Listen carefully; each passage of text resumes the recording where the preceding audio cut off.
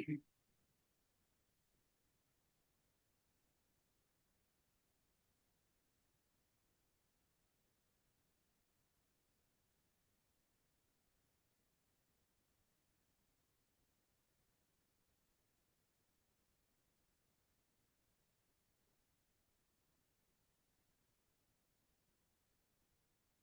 so today we'll be starting Nectar of Devotion, chapter 9.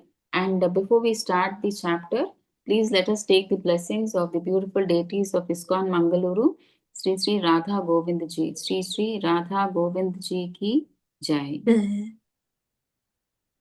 Okay, so we'll start with chapter 9, which is about further consideration of devotional principles. So, actually, the devotional principles are shown with the evidences from various shastras like Naradiya Pancharatra, or like Skanda Purana or Padma Purana or Bhavishya Purana, some different Puranas. So, they are going to tell what is the benefit of doing this principle.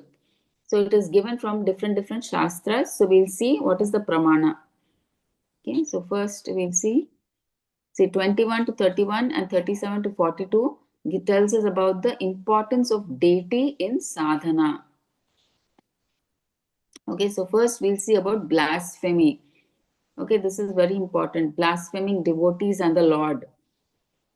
Okay, so what is the result if you blaspheme the devotees or the Lord? What is the result you get? Okay, first they are saying you're bereft of all pious activities. See, if a person, after hearing blasphemy against the Lord and his devotees, does not go away from that place, then what happens? He becomes bereft of all the effect of pious activities. See, if you hear somebody blaspheming a devotee or the Lord, you should not stand there, right? You should just go away from that place. And otherwise, if you just stand there and listen, all your pious activities, pious credit will go away. Okay, so that is the result. Okay, and next, dealing. How should a devotee be? Right? He should be more humble and tolerant than a tree. Chaitanya Mahaprabhu, he says, he gives this in Sikshastaka, in one of his shlokas, he says that the devotee should be more tolerant than the tree and more submissive than the grass. He should offer all respect to others, but not expect any respect for himself. Right? This is what Chaitanya Mahaprabhu said. Okay, so in spite of Lord Chaitanya's being so humble and meek as a devotee, see, he is the one who said, like, we have to be like this. But when he was informed about the injuries inflicted on the body of Sri Nityananda, he made, see, because when he came to know that because of Jagai and Madai, they had hit on Nityananda Prabhu's forehead, and Nityananda Prabhu's forehead was bleeding, Chaitanya Mahaprabhu became so angry that he immediately ran to the spot and wanted to kill both Jagai and Madai. Now, it may sound contradictory, right? Now, Chaitanya Mahaprabhu said we have to be humble, meek, like a grass, and tolerant like a tree. Then how come that same Chaitanya Mahaprabhu became angry? So we all must be thinking, right?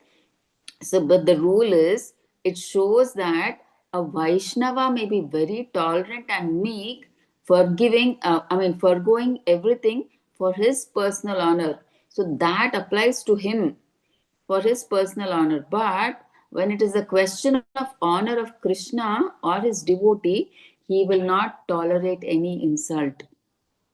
Okay, you can get angry on behalf of the devotee. Like when the devotee is being hurt or being blasphemed, you can get angry and you can do whatever benefits that devotee. Okay, you can get, like you don't have to stay humble, meek at that time. That's what Chaitanya Mahaprabhu is saying. So when the question of protecting the devotees, or like when they are, when they're being blasphemed or something is happening to them, intolerable, you don't have to tolerate and be humble. Okay, so you can, go there, like how Chaitanya Mahaprabhu, he got angry and he went there. He wanted to leave his Sudarshan Chakra on Jagai and Madai, to kill Jagai and Madai. So that time you don't have to be tolerant. Okay, when insult is going on for the devotee, you have to get angry or you have to break your humbleness and everything. But when it comes to your this thing, you have to bear everything. When somebody is insulting you, then you bear it. You be humble like a tree, tolerant like a tree, humble, very forgiving like the grass. So like that it is for you. But when it is for the other devotee, that time you should not be tolerant or humble. You can get angry and you can try to do whatever is required for that devotee, to protect that devotee. Okay, and there are three ways of dealing with such insults.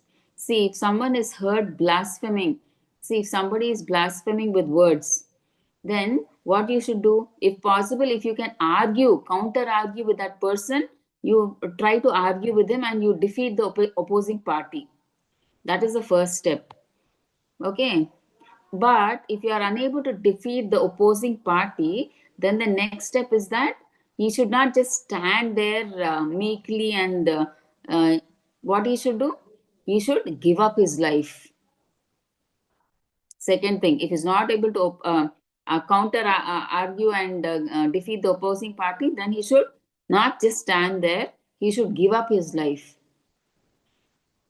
Okay, and third, if he's not able to give up his life, the third thing is he should leave that place and go immediately. But he should not just stand there and listen to the blasphemy that is going on to the devotee.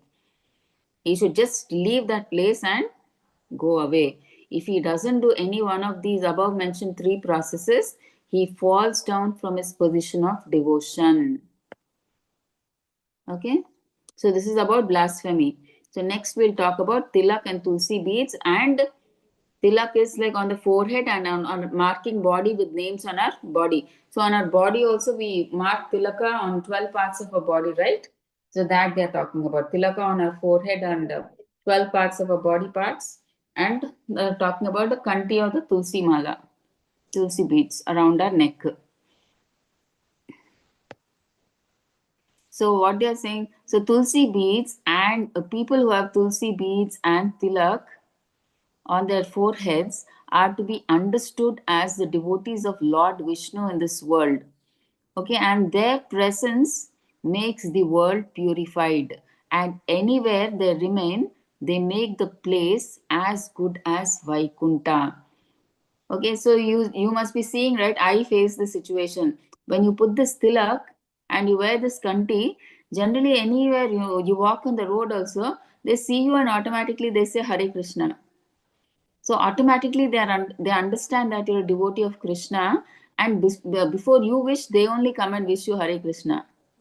Many of you must have faced this. Even when I go to Tirupati, also they say Hare Krishna seeing me. So all of you must have faced the situation when you put the tilak, because that tilak is itself a symbol that we are devotees of Lord Krishna. Okay, so here they are saying that because of such devotees, wherever they go, anywhere they remain, they make that place. So wherever the devotees are, that is equal to as good as Vaikunta, because they are equal. They are devotees of Krishna. Okay, so next, they are never approached by Yamadutas. So we've seen in Ajamila's deliverance, it is said that Yamaraj, he gave clear instructions to the Yamadutas not to approach the Vaishnavas. So Vaishnavas are beyond the jurisdiction of Yamaraja's activities. So if you put that tilak, kanti and 12 marks on the body, if Yamaraja tells the Yamadutas they are Vaishnavas, you should not go even to them. It's the duty of Krishna to take care of them. So we should not go that side.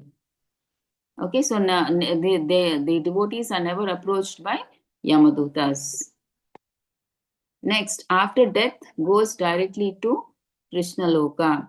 So he is When he wears all these three, he is delivered from all sinful reactions, and after his death, he goes directly to Krishna Loka to live in the association with the Supreme Personality of Godhead. See, we don't know the importance of all these. See, one by one, if we just keep understanding, now we know the importance. But we just formally just wear the kanti tulsi mala, or we just put the tilak and we on our 12 body parts and on our forehead, just like that, as just naam ke vaste we just put. But so much significance is there, you see.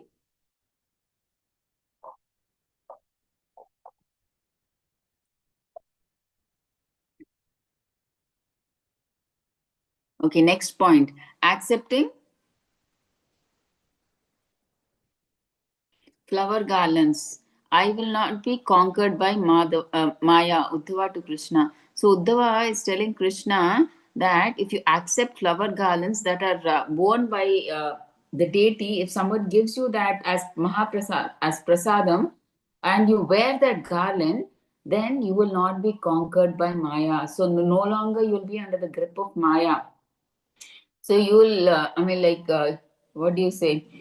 You'll no longer be interested in sense gratification. You will get vairagya because it's the garland that has been offered to the deities that you're wearing that garland. So you'll be no longer conquered by Maya.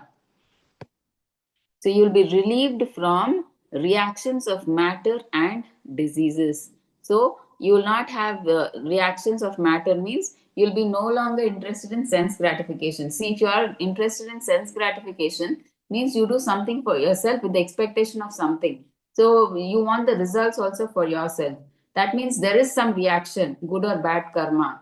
But when you put that flower garland, you will be relieved from the reactions, means you'll be no longer interested in sense gratification, but you'll be interested in pleasing Krishna. So if you please Krishna, means what? There'll be no reactions. So you'll be relieved from reactions of matter, and you'll be free from diseases also. If you have any diseases, you'll be free from diseases. Next, dancing before the deity can burn away reactions stocked for thousands of years. So whatever sinful reactions that you have, so when you dance before the deity, all the sinful reactions that you have stocked for thousands of years all gets burnt away just by dancing before the deity. See, we don't even know, sometimes without knowing we dance before the deity. So indirectly, what is happening when we dance before the deity? All the reactions, sinful reactions that have been stored for thousands of years gets burnt away. And by clapping and dancing, birds of sins fly away. See, just like if you clap your hands, by hearing that sounds, the bird gets scared and it flies away. So, like that, when you clap and dance in front of the deity, the birds of sin fly away. So, all your sinful reactions, they just fly away, they just go away just when you clap and dance. See, I don't know, people who believe in astrology, they should not, who is a Krishna conscious devotee, should not believe in astrology. It is why? Because, see, generally before practicing Krishna consciousness, if you get your hand checked up, your hand will be, what, Jataka will be one thing. But the same, if you go after you're a Krishna conscious devotee, your whole Jataka changes because now your Jataka is not dependent on your karma. It is in the hands of Krishna now. So it totally changes. If you go to the same astrologer, he will tell you, oh, everything is changed. What is this? How come? It's a miracle, he will tell. Okay, so it's totally now, it's not dependent on your karma now. It is taken by Krishna. It is in the hands of Krishna now. Okay. So, bowing in honor of the deity, one doing great ritual and other bowing to the deity, not equals, because later won't take to birth again. See, when you perform a ritual, for example, a yagna or a sacrifice, okay, that, that you're doing it for a particular demigod. What happens when you do a sacrifice for a demigod? You attain pious credit. So with that pious credit, once you die, you go back to the heavenly planets and there you enjoy pleasure until the pious credit is there, and then you come back again to this material world. But if you bow down to the deity of Lord Krishna, it means what? There is no karma, because of which you don't have to take birth. So that's what they're saying. See, one doing a great ritual and bowing down before the deity, both are not equal. Okay, because when you bow down before the deity, you're bowing down before Lord Krishna. So there is no karma for you. So because of which you don't have to take birth. But if you're doing a great ritual or karma kanda or a sacrifice yagna, it means you have to come back again once the pious credit is over. So this is not equal to bowing before the deity. So which is better? Now we can think, right? Bowing before the deity or doing that great ritual sacrifice. 26. Standing up to receive the Lord. See, a person who sees the Lord's Rath Yatra or car festival and then stands up to receive the Lord, he can purge all kinds of sinful results from his body. See, if he sees the Rath coming and he stands there to receive the Lord, all kinds of sinful reactions are taken away from his body. Okay? So, following the deity.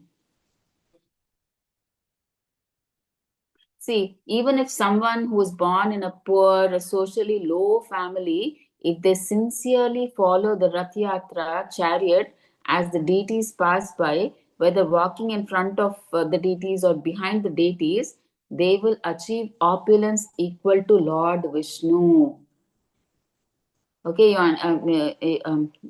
see, following the deity means either when the Rath of Jagannath Rath Yatra is going on, if you are either following in front of the deity or back of the deity, then they're saying what is the effect? You will achieve opulence. Opulence means what? Wealth equal to that of Lord Vishnu. See, it is so much powerful. We don't know the benefits. Like when we are doing it, we just do it mentally. So now we are getting to know the benefits. Okay. 28. Going to the temple or places of pilgrimage. So we'll pass over the desert of material existence. See, persons who visit the holy places of pilgrimage like Vrindavana, Mathura, or Dwaraka can pass over the desert of material existence. Okay, that you all must have experienced, right? When you are in Vrindavan, you don't feel like going back to your material duties once again. You experience so much happiness in Vrindavan or Mathura or Mayapur, Dwaraka, wherever you are. Relief from trouble of entering mother's womb. So persons who practice pure devotional service in Krishna consciousness and who go to see the deities of Vishnu in the temple will never again enter into the mother's womb. Okay, so much importance is given to going to the temple or different places of pilgrimage. So you don't have to come back to this material world. Entering the mother's womb means what? You will never have to enter means what? Obviously, you will not come back to this material world. You'll go back to Goloka Vrindavan.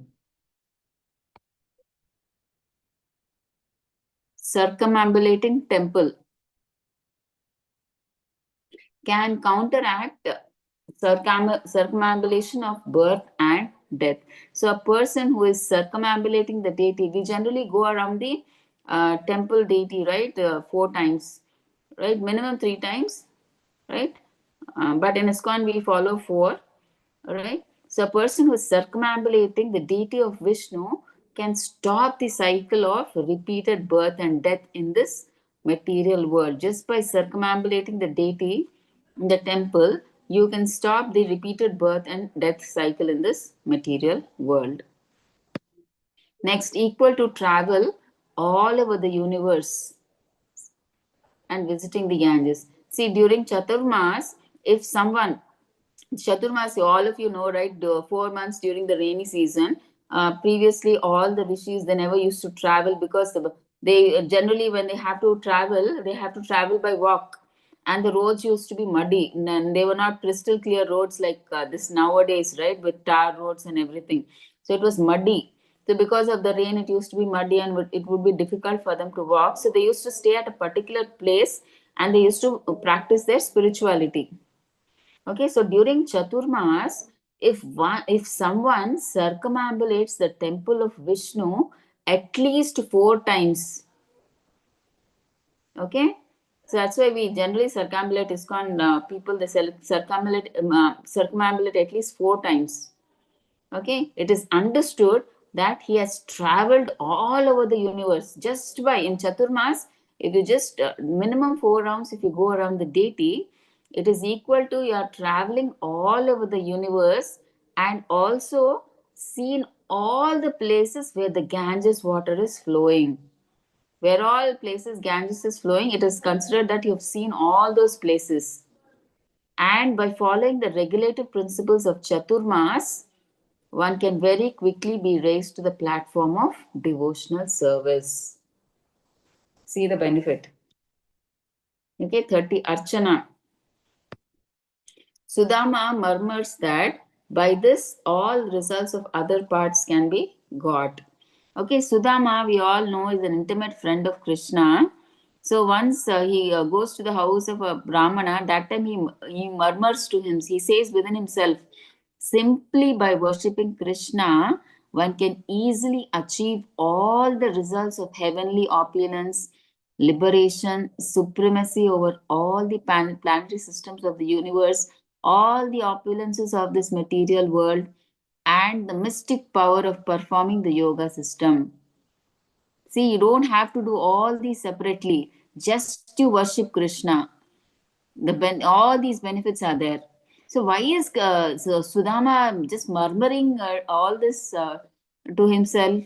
What is it that, what are the events that led to Sudama's murmuring this statement?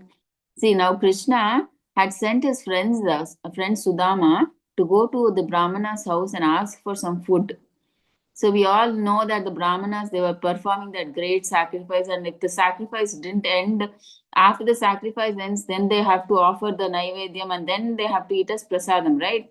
So, but they were still doing the sacrifice. Yagna is still going on. So Sri Krishna told Sudama to request the Brahmanas and tell them that he and Balrama were feeling hungry and they wanted some food. But when Sudama went there, the Brahmanas refused to offer anything. So then they went to the wives of the Brahmanas. So the Brahmanas' wives, upon hearing that Sri Krishna and Balram wanted some foodstuffs, they immediately, all the Brahmanas' wives, took up all the palatable dishes and went to offer them to Sri Krishna. Okay, so that's what, because the Brahmanas were like that, that's why at that time, Sudama, he murmured this. Simply by worshipping Krishna means if you satisfy Krishna, all your what the yagna that the Brahmanas were doing, it is like fulfilled. But what is the use when Krishna is hungry and he's asking for something and you're busy doing yagnas? What is the use of such kind of yagna? But if you satisfy Krishna, then it is like everything is satisfied. The yagnas or whatever sacrifices that you're doing, everything is satisfied. That is why Sudama was murmuring that statement. A statement that if you worship, if you please Krishna, all the results of all other paths can be got. But when you're not pleasing Krishna himself and you're doing other paths, what is the use of that? He's saying here. We will go to Vaikunta. This is said in Vishnu Rahasya. So any person who is engaged in the worship of Vishnu can very easily achieve Vaikunta Loka. So that's what they're saying from Vishnu Rahasya.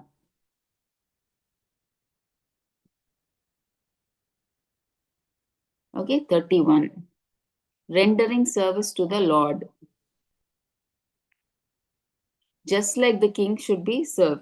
So in Vishnu Rahasya, any person, it is said that any person who can arrange for service to the Lord in the same way that a king is given service by his attendants, is surely elevated to the abode of Krishna after death. See, if Krishna is served like the king is served by his attendants, how royal the king is, right? Even when he gets up from sleep, he's praised.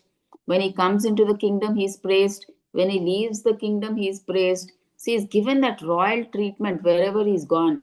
So, like that, if a devotee can arrange for the service of the Lord, right, then he will surely go to the abode of Krishna after death. Rich men should build temples and serve. Okay, here in the Naradiya Purana, it is stated that if a person stays in the Lord's temple even for a few moments,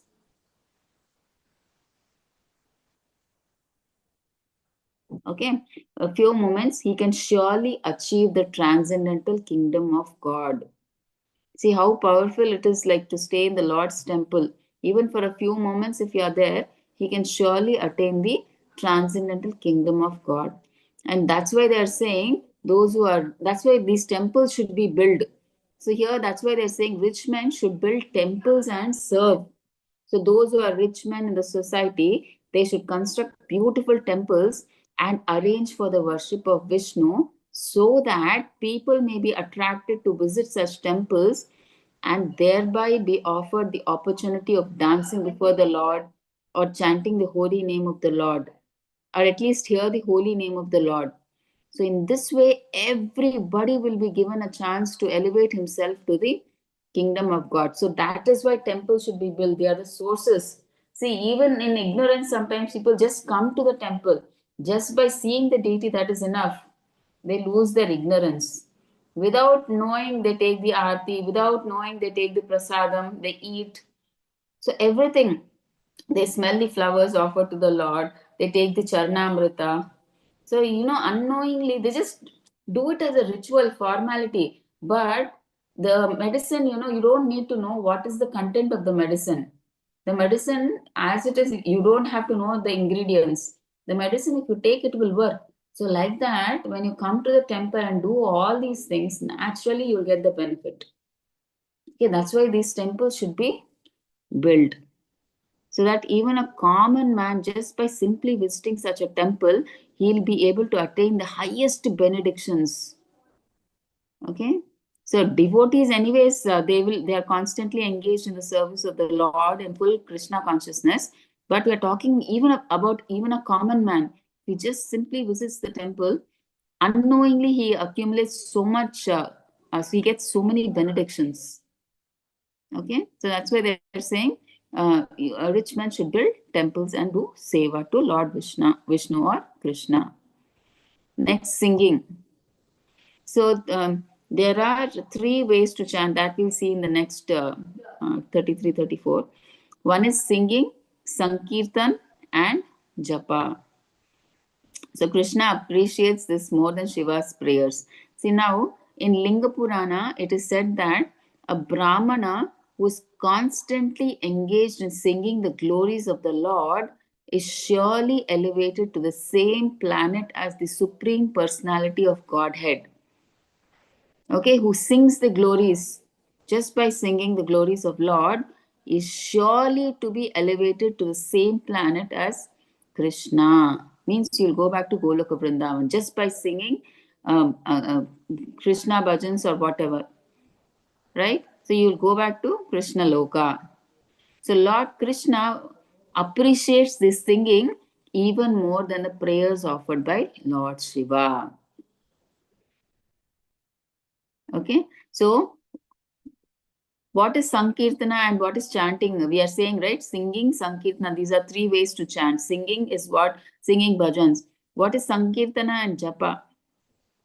So, what is Sankirtana and Japa? What is the difference? Anybody?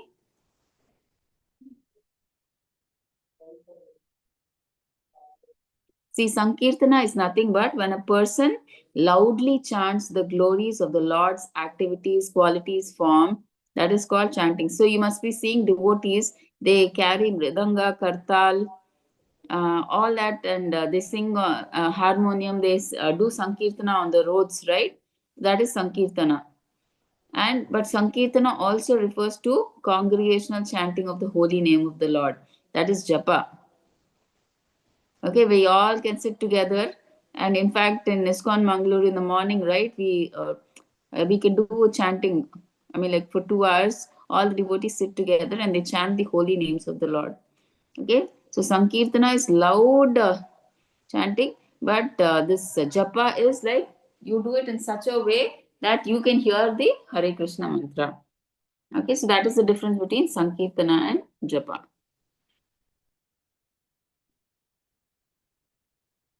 33 Sankirtan. Now we are talking about. Okay, so Nama Sankirtan. There are three types: Nama Sankirtan, Leela Sankirtan, Guna Sankirtan. So in Nama Sankirtan can counteract more sins than one can perform. So your sins are less than the effect that the Sankirtan can counteract. Okay, that's what they're saying. See, in Vishnu Dharma Purana, there is a statement glorifying this process of congregational chanting. So, where it says that, my dear king, this word Krishna is so auspicious that anyone who chants this holy name immediately gets rid of the resultant actions of sinful activities from many, many births. See, just by chanting that name, Hare Krishna mantra, Krishna, it is so auspicious that you get rid of the resultant reactions of sinful activities. See, when you do, when you're in the material world, because of sense gratification, you may do something and you will get some sinful reaction, the result. So that resultant sinful reaction will be burnt off just by chanting the Hare Krishna mantra. See, you resultant actions of sinful activities from many, many births. Imagine all your sinful reactions will get burnt off just by chanting of the Hare Krishna Maha Mantra. Okay, and in Chaitanya Charitamrita also it is said a person who chants the holy name of Krishna once can counteract the resultant actions of more sinful activities than he is able to perform. So you understand? So a sinful man, see, he may perform many, many sinful activities, but he is unable to perform so many that they cannot be wiped out by one single uttering of Krishna. Okay, so he's not able to perform so many sinful activities that it can be wiped out by one single uttering of Krishna. So the holy name is so powerful. Okay. So next we'll go to Leela Sankirtan. So Prahlad Maharaj says simply by hearing all material contamination will be gone. So what is that? So Prahlad Maharaj is saying to Lord Narasimhadev, your pastimes, my dear Lord, are so transcendental, and simply by hearing them, one can counteract all their sinful activities. Therefore, he's saying, I shall not care for all those sinful activities, because simply by hearing about their pastimes, I shall get out of all the contamination of material attachment. So, Prahlad Maharaj is saying, I'm not worried about all these sinful activities, because just by hearing your transcendental pastimes, glories, I am sure I will get out of this material attachment. Okay, so all my material contamination will be gone just by hearing the glories and your transcendental pastimes. Okay, Guna Sankirtan. So ultimate perfection of all sacrifice, knowledge, charity, etc. is to chant the Lord's glories. Okay, so in Srimad Bhagavatam, Narada Muni tells his disciple Vyasadeva.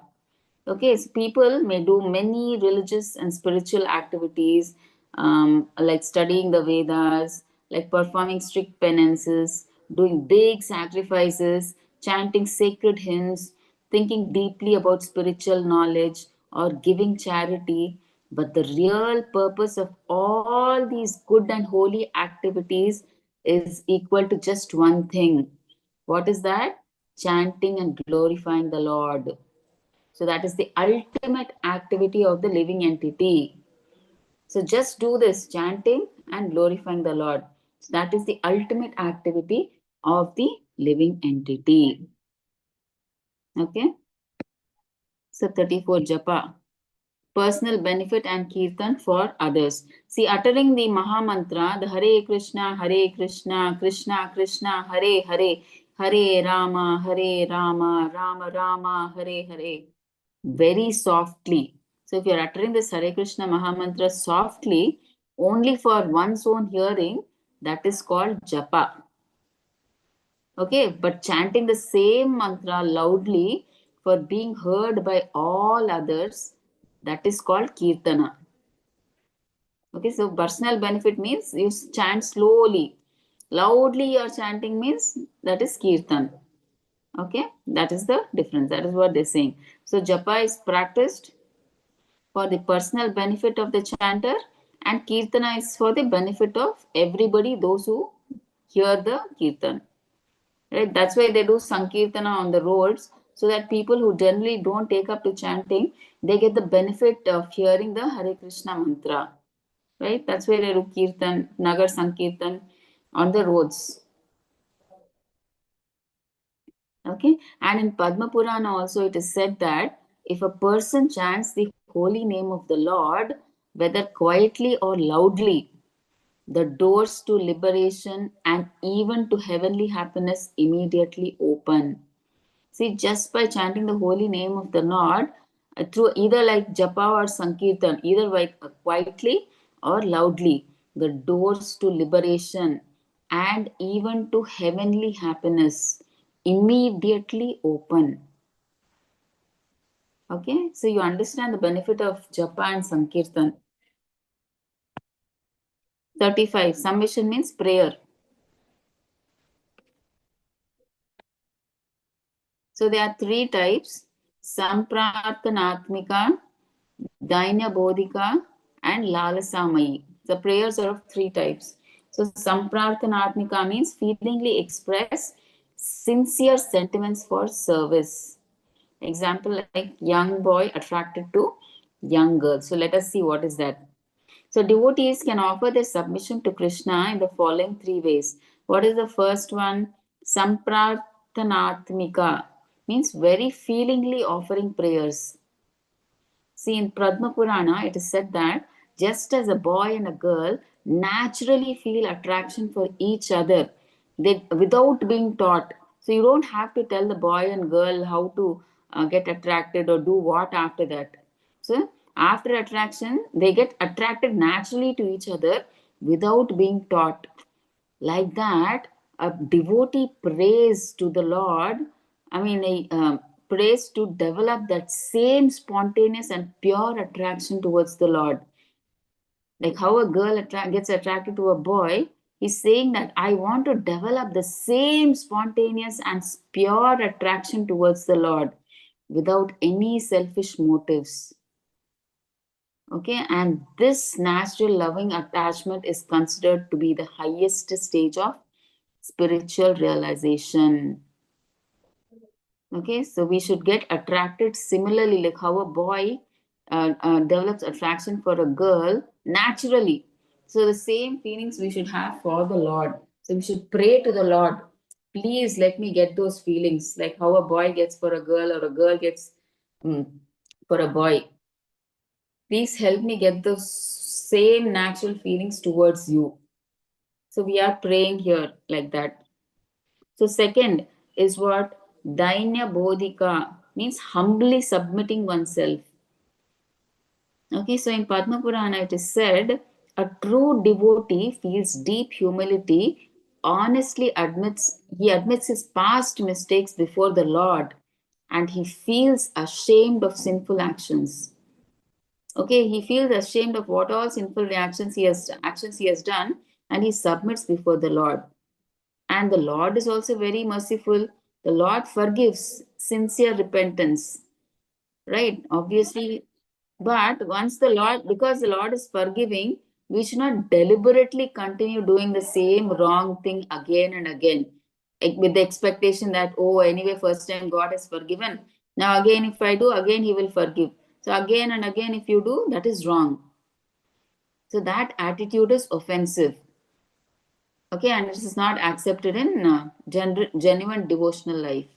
So once, I mean, like, because God is merciful, He will definitely forgive you once or twice, but you should not do the same thing again and again. That is offensive. So we should not repeat the same thing again and again. We should try to correct ourselves.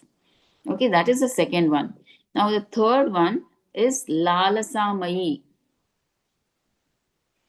means advanced devotees cry for specific eternal service. Example, like, I want to fan you. Because in the spiritual world, you may think that the all this is such a small seva. Is this what they do? Yeah, in the spiritual world, boiling water is one seva. Bringing water from the lake or pond is one seva. Fanning is one seva. Combing the hair of Radharani is one seva. So it's like small, small sevas everybody does, but everybody has a particular seva. So you may think, what is this only fanning? What is the big deal? No, that's the specialty. I mean, like each devotee, they try to do that particular seva. Okay, that special relationship they have, and they do that seva, and they only do that seva. Okay, that is Lalasamayi. So you desire spiritual perfection means you're eagerly wanting to return to one's natural loving relationship with Krishna. So you want to have a natural loving relationship with Krishna, and when a person fully realizes that original relationship, that stage is called perfect liberation. That is when we come to know our Swarupa Siddhi.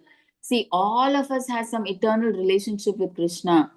See, we may have been a cow or a tree or a servant or a friend or a mother or a father. We don't know what, right? In whichever relationship we may be, but at certain point we will realize that original relationship. So that stage is called the perfect liberation. That is called Swarupa Siddhi, where you will know what your Swarupa is, and then you will feel like doing your seva for the Lord at that time, because you have come to know your Swarupa. For example, maybe your Swarupa is for peacock.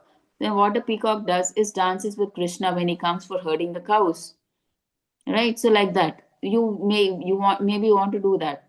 Now some devotees, they want to fan the Lord, so they are fanning the Lord, right? Like that.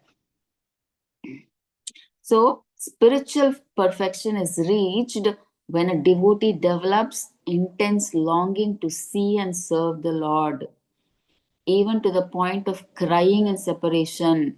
So all these feelings are generally got by pure devotees, okay, not by neophyte devotees, where they, I mean, like, this is the spiritual perfection, where the devotee, I mean, he cannot be separated from the Lord, where 24 hours, like, he wants to see the Lord and he wants to serve the Lord. So even if even a few seconds of gap is there, they start crying in separation. Okay, do we cry like that if there is if the save, if you are missing seva or something? We don't cry, right? In fact, we say, "Oh my God, thank God, somebody else is taking the seva." We feel we breathe air, right?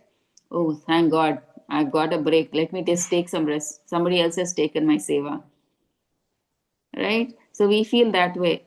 But devotees, pure devotees, they like cry out of separation if they can't see the Lord or if they can't serve the Lord. So they even start crying in separation. And in Narada Pancharatra, it is stated that the devotee yearns to chant on the bank of Yamuna with tears of divine madness. Okay, he wants to chant the names of Krishna on the riverbanks of Yamuna with tears of divine madness. Like, we don't know, right? When we chant, generally it is said that so much taste is there in chanting that all these symptoms, like crying, hair standing on one end, all these symptoms come, it seems. So much happiness they experience when chanting, right? So that's what this devotee is like. He's yearning, he's desiring to chant the holy names on the bank of Yamuna with tears of divine madness. And also Chaitanya Mahaprabhu, also in his Sikshastaka, he says that a moment without the Lord feels like many years. Just a moment. it feels like it is many years, and the world seems empty in his absence. So we hear the Shikshastika daily, right? I think in the last or second last shloka, Chaitanya Mahaprabhu says, "See, without you, a moment seems like 12 years. Like he feels like many years, and the world seems empty in his absence." He says. So, what do we understand is that the essence is that one must learn to genuinely cry for the Lord and eagerly desire for a specific loving service. Okay, so this intense spiritual greed is called laulya. So, it is the only price for entering the kingdom of God. Laulya means what? Greed. You should have that greed, that spiritual greed for doing that particular loving service to Krishna. So that is the only price for entering into the kingdom of God. So no material qualification can purchase it. Okay.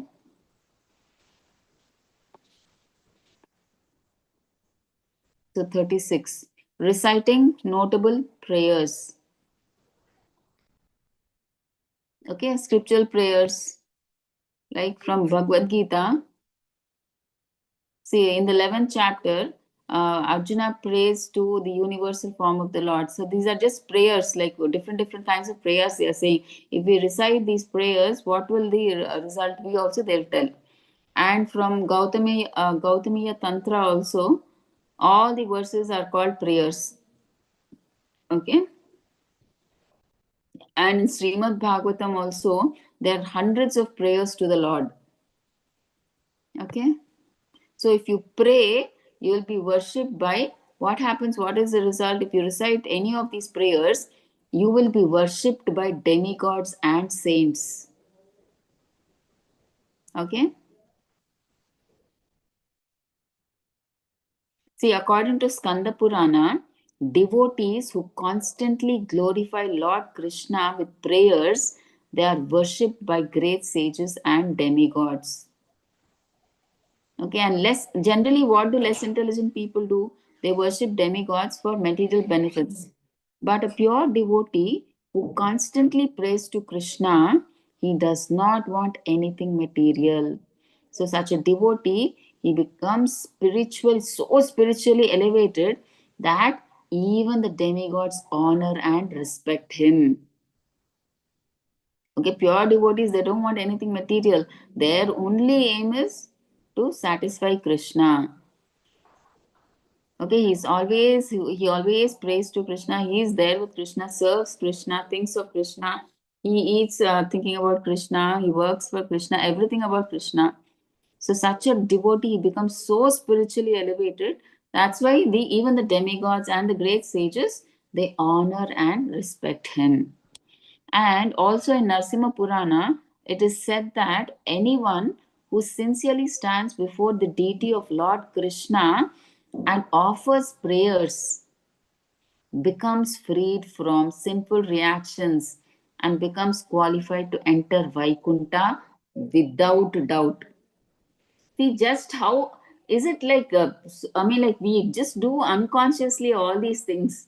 Now, see, just understanding, we come to know like everything. There is a purpose that we do. When we go to the temple, we stand in front of the deities. We do something. We take arati also. We take arati, charnamrita, or we smell the flowers offered to the Tulsi Maharani, or the scent that is put during Narsimha Arati, everything there is a purpose. Wearing Kantimala, there is a purpose. Everything has a scientific purpose. But we do all this so ritualistically, we don't even know. Right? So that's the reason we are we are understanding these chapters so that we know what we are doing, what is behind that, where from the Shastra it is said, and what is said about it. Okay? 37. Partaking prasad. See, according to the Padma Purana, a person who respectfully honors the Lord's prasada and regularly partakes it along with Charnamrita, receives special benefit equal to performing 10,000 sacrifices. See the benefit. See, when you honor Lord's Prasad along with Charnamrita, what is the benefit you get? You get the benefit of performing 10,000 sacrifices. Right? You just can't even imagine doing 10,000 sacrifices. That is equal to just taking Lord's Prasad along with Charnamrita. See, all of you must be having some deities at home. So you must be bathing them daily, right? So when you, I mean, obviously you'll get the Charnamrita after bathing the Lord. So you can have that, honor the Charnamrita and Prasadam daily, right? Or if anybody stays near the temple, you're always welcome. You can just directly go and have Charnamrita that is there in the temple. Okay. So 38 is what? Drinking Charnamrita. See, Charnamrita, they're telling you now, so important. See, when you drink Charnamrita, no pious act still eligible if one simply drinks Charnamrita. So, what is Charnamrita? So, Charnamrita is the sacred water that washes the Lord's lotus feet during the morning deity bathing. Okay, it is fragrant, mixed with flowers and perfumes. Sometimes it is mixed with yogurt and is considered spiritually powerful. See, Charanamrita is very powerful. Sometimes, if you have some diseases also, high fever or something, people, and it does not come down, they just take this Charanamrita 3 times a day. Every day they take. And everything, their disease is gone. Okay, the same thing happened with Prabhupada also actually. He told us initially when he was small, he got a disease where he had to take chicken soup. That was the only remedy. So he was even ready to take it, but still he could not because, I mean, like he was not used to taking that, right? So he vomited it out. And then they said, it's okay, we'll not have it. And then they started having this Charnamrita. And then everything went perfectly well. His disease came down. That's what Prabhupada said. I had Charnamrit and everything just came down. Okay. So according to the Padma Purana, even persons who has never performed charity, see this, listen to this, who has never performed charity or sacrifices or Vedic study or other pious acts can become qualified to enter the kingdom of God simply by respectfully drinking this sacred Charanamrita in the temple. See, just by drinking this Charanamrita, you can enter into Krishna Loka. You don't have to do any charity, sacrifices, Vedic study, or Karma Kandi activities, nothing. Just drink the Charanamrita. Okay, you'll be eligible to enter into the kingdom of God. So in the temple, generally we see it is the custom, they put the Charnamrita in a big pot and it is just kept there. Okay, we can just come and there'll be one person who gives us the Charnamrita. But devotees, generally you can drink how much ever, but devotees like who come to visit and offer respect to the deity, they just take 3 drops. You see that there's just a small spoons kept over there, right? And they give 3 spoons, like 3 small spoons. It is equal to 3 drops of Charnamrita. They take that much. And by taking that, they feel so happy, they are in transcendental bliss. Okay, smelling incense and flowers offered to deity. Okay, so this is according to Hari Bhakti Subodhaya. When devotees smell the incense offered to the deity, incense means all of you know, right? Agarbatti, right? The incense offered to the deity, it spiritually purifies them. See, even agarbatti, we never generally when we offer agarbatti, what do we think? Ah, nice smell is coming. For that, we give the agarbatti. Okay, the deities will get nice smell. So that is why we put, right. But see, that also has some particular purpose. See, when we smell incense that is offered to the deity, it spiritually purifies us. Just like, see, a special medicinal herb can counteract snake poison. See, when that medicinal herb, if you just smell, you can counteract that snake poison just by smelling that herb. In the same way, if you smell incense that has been offered to the Lord, it helps remove the poison of material contamination from the heart. See, so nice. Everything that we do unknowingly, agarbattis we light just for us, for the for, for the smell.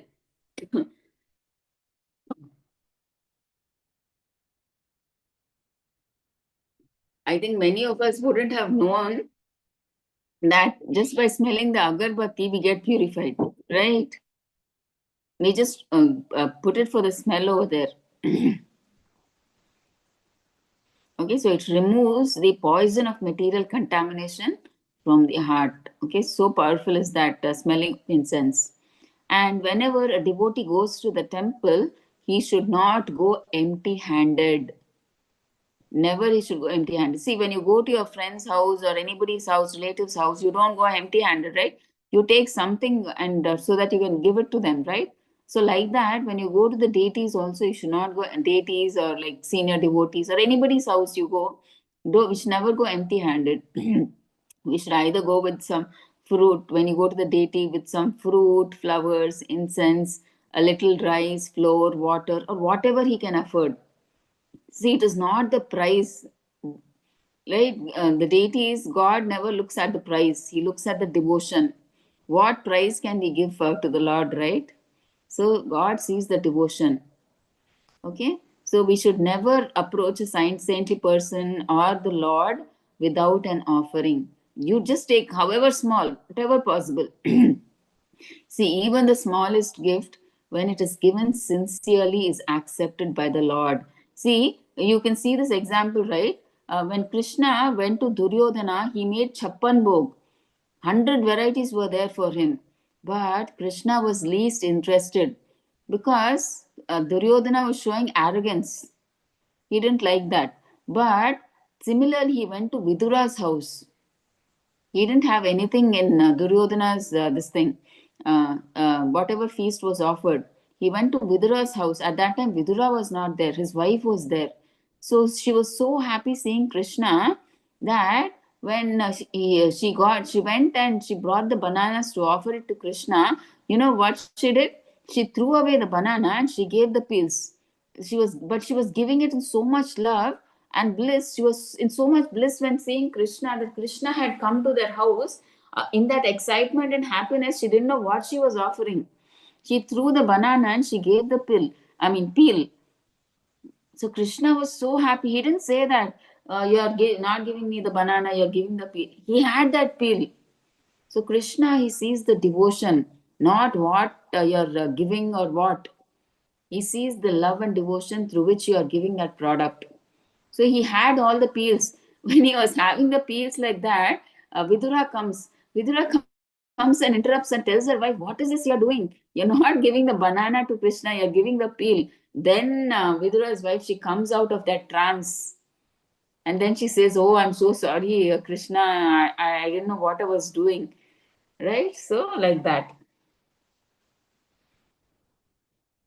And so when the devotee he comes with that offering and smells the incense offered to the Lord and bows with respect, his heart becomes spiritually purified from material contamination.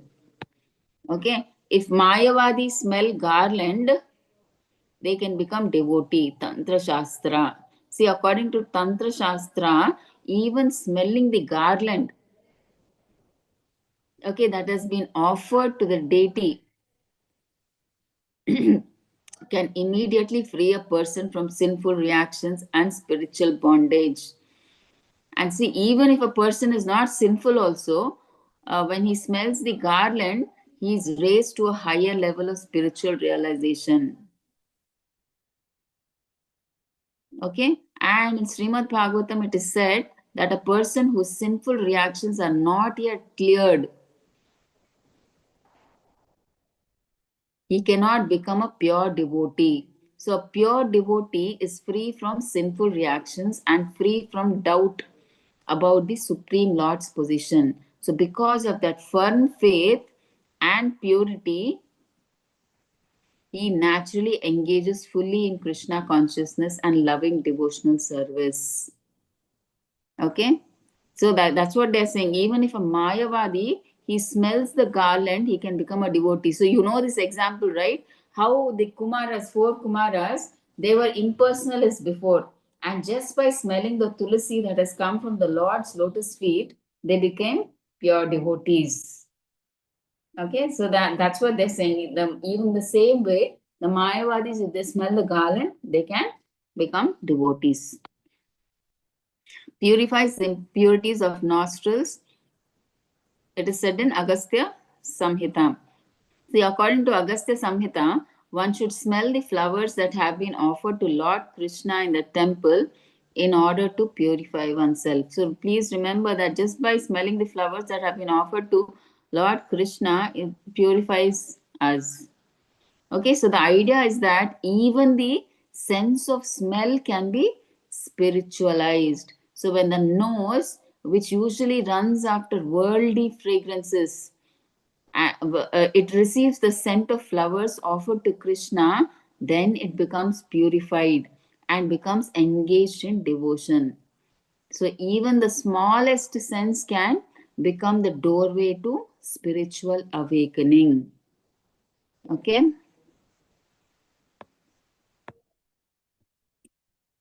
So touching the deity. So only an initiated person can touch the deity.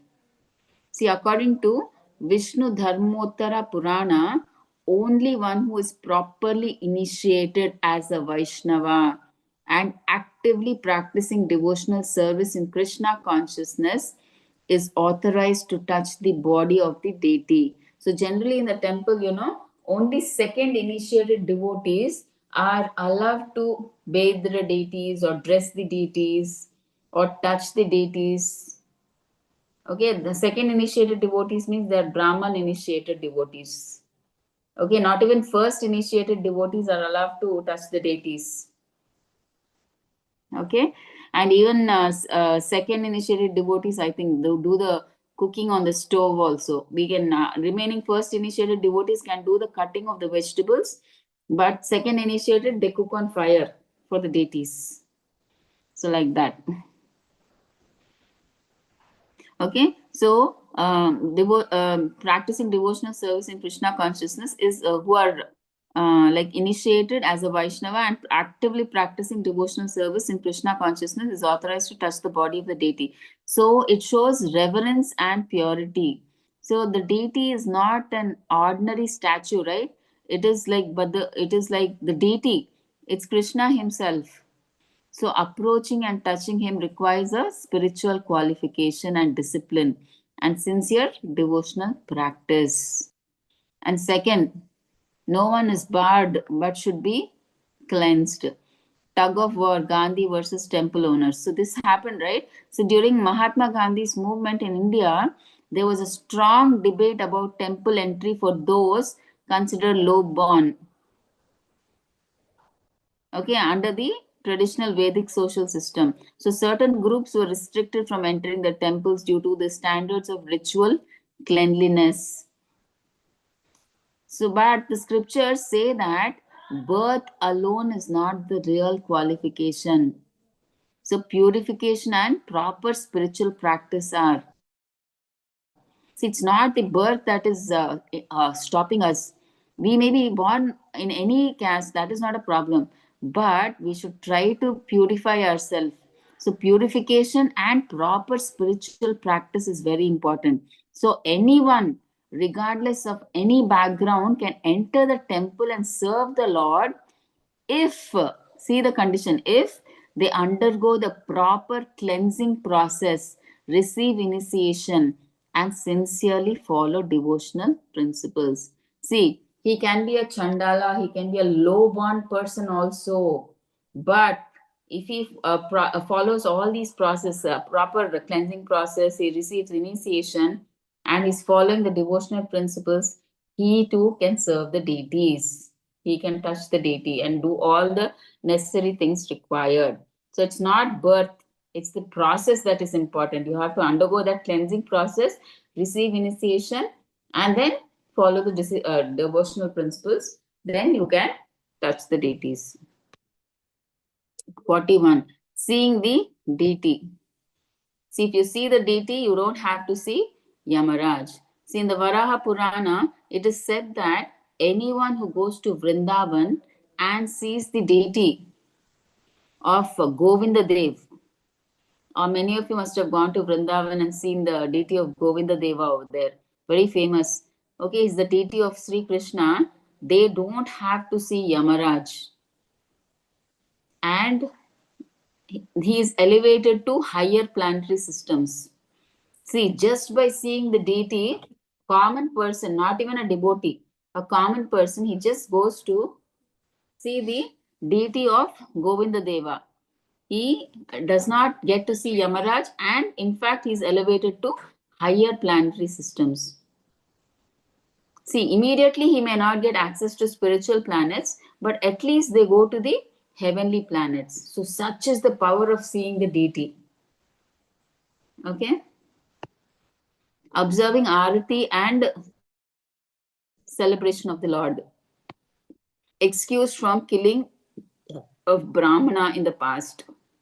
Okay, so in the Skanda Purana, it is said that if a person sees the face of the Lord during Aarti, see, many of us are, like all of you also can join the Mangala Aarti. In the morning, we are doing the Mangala Aarti. They offer Aarti to the Lord, they offer flowers to the Lord. Everything is being offered, and they show the faces, the deities themselves are being seen. So it's like very auspicious to see the deities in the morning. It's like, what do you say? Seeing the deities in the morning means we are having it's like they're in that bedroom. We are having that personal darshan now, right? Who is allowed in the into the bedroom, right? Only personal people, right? We allow our closed ones to our bedroom. So Krishna is giving us a chance. Early in the morning, he's getting up, and like we all are able to associate, see Krishna and Radharani. So we all are so close to them. That's why we're getting a chance to see them in the Mangal Aarti. So all of you can join for the Mangal Aarti live in the morning at 4:30. Okay, many of the people, I think, in this group, I think Vamsidhar Prabhuji is joining daily, I think, and so many of you, I'm not sure who else is joining, but I know Vamsi Prabhuji is joining. So it's so nice, like all of you can make an effort to, like in this human form itself, we can get up in the morning. Like just sleeping beyond so many hours is just like wasting our human life. So all of us can get up in the morning during the Brahma Muhurta, and we can try to attend the Mangal Aarti. Okay. If not ISKCON Mangal Aarti, maybe you must be associated with your temple, right? Whatever Mangal Aarti you are interested, you can please attend. And no force that it should be ISKCON Mangaluru only, right? You must be attached to one of the deities of ISKCON or whatever. So please try to attend that Mangal Aarti.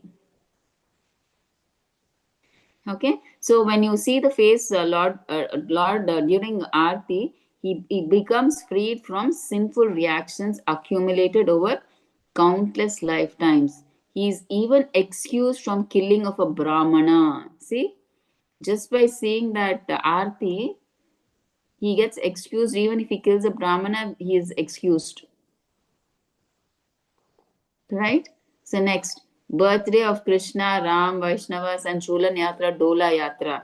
And it talks about, like, see, generally when these birthdays of big festivals happen, right, on Janmashtami or Radhashtami, all these big festivals, on special occasions like the appearance days of Krishna and Lord Ramachandra, or festivals such as Julan Yatra and Dola Yatra, the Lord is placed on a chariot or swing, and he's taken through the streets so that everybody can see him.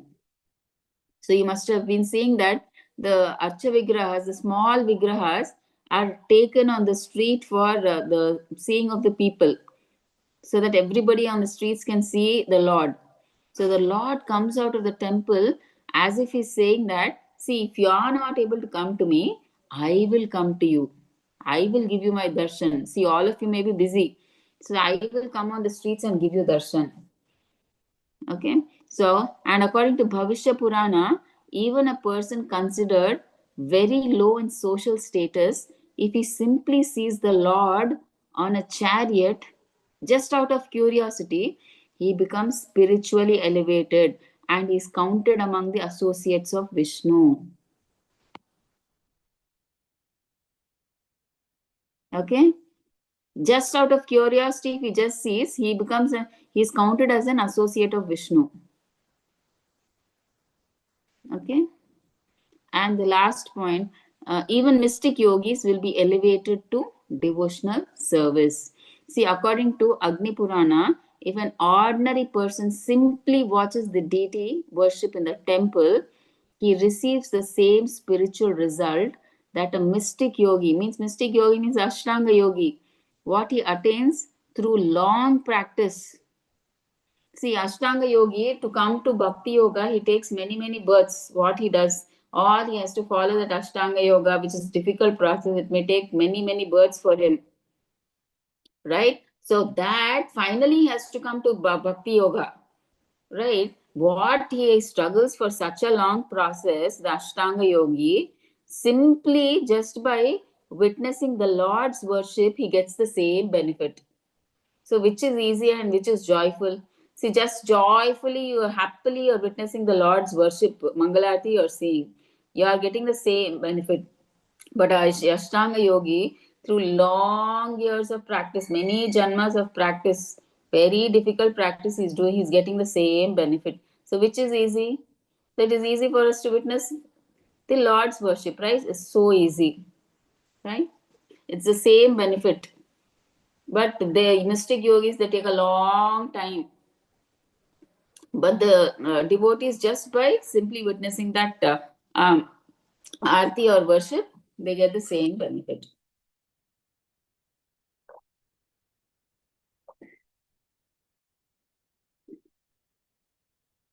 Yeah, today we'll stop here at chapter 9. Chapter 10 we'll take in the next.